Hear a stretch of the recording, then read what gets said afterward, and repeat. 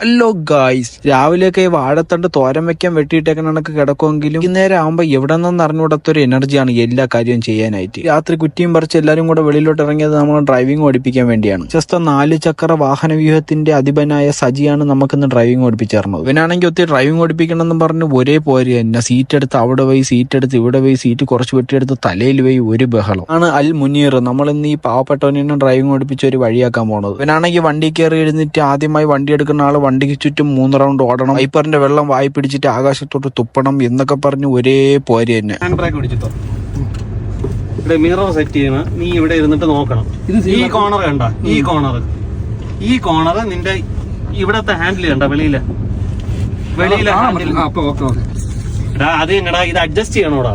അതിന് ഇതിങ്ങനെ തിരിക്കണം. അപ്പൊ ഇത് ഇല്ല ഇത് കണക്ക് അഡ്ജസ്റ്റ് ചെയ്യണം. ഇത് നോക്കിക്കോ, കാണിച്ചു പറഞ്ഞുതരാം.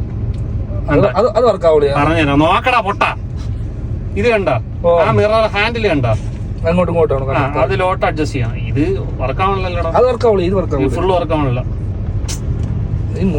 പോയി കിടക്കണം, എന്റെ ലോക്ക് പോയി കിടക്കണോണ്ടാണ്.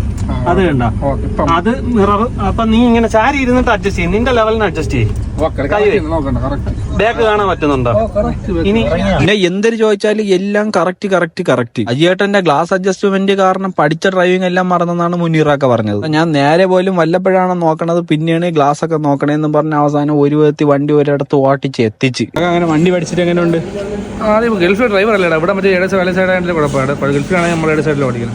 ഇവിടെ വല സൈഡായപ്പോ പ്രശ്നമായില്ലേ? അവിടെ നമ്മൾ ഇതല്ലേ, ഓട്ടോമാറ്റിക് അല്ലേ, ഇവിടെ ഫുൾ ഓട്ടോമാറ്റിക്. അവിടെ ഫെരാരിയില്ല.